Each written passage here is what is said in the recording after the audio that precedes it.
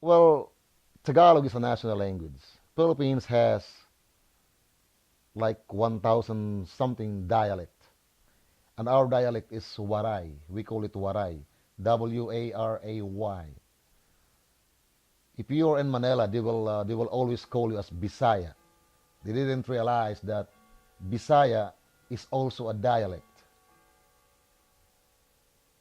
In the whole Visayan region, there are like maybe about 11 dialects that is spoken. There is Ilonggo, there is Cebuano, there is Waray. There's a lot of them. So, being in the Visayan region, they always think that you speak Bisaya. Bisaya as in boy, not realizing that Visayan as in victory is a place, is a region. Bisaya is a dialect.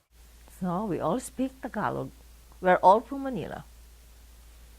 And of course, my husband and my parents. Though with my mom, sometimes it's hard. She's from Mindanao. So sometimes she says the craziest thing. She's not good in Tagalog. My native dialect in my island is Cebuano. That's the Ilocos region. And our language there is purely Ilocano, although there are a lot of Ilocanos in the other regions because of migration. But for a while, I did not have any friends for 10 years, Filipino friends. The friends I had were all Caucasian. I've heard a few stories that, oh, Lynn is, this is from Filipinos, like, oh, Lynn is English Sarah, because I just keep speaking in English. So it's like, well, they didn't know that for years I had to speak in English. If it's Sally, then we're used to talking in Ilocano.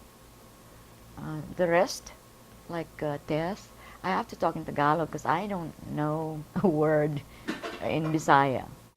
The lowest grade I had in school when I was in the Philippines was Tagalog. Somehow I'm just not good at it. It's the national language, but I'm terrible at it.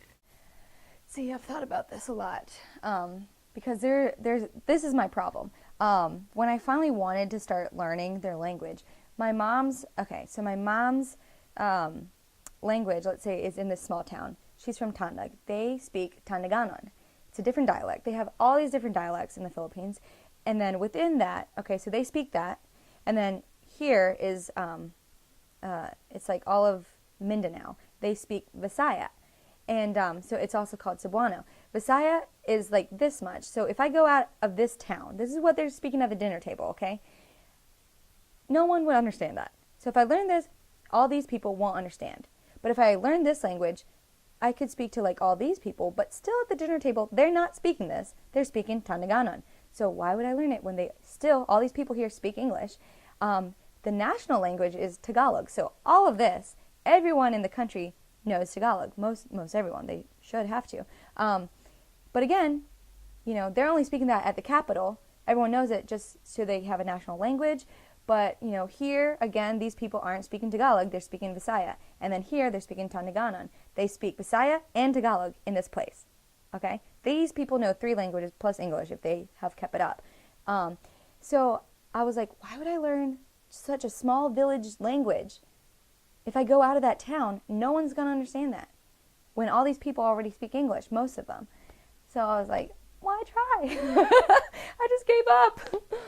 Yeah, it was frustrating. But I was like, I don't think it's practical to learn such a small language. So if my family can already understand me, I would be better off learning Spanish or something. So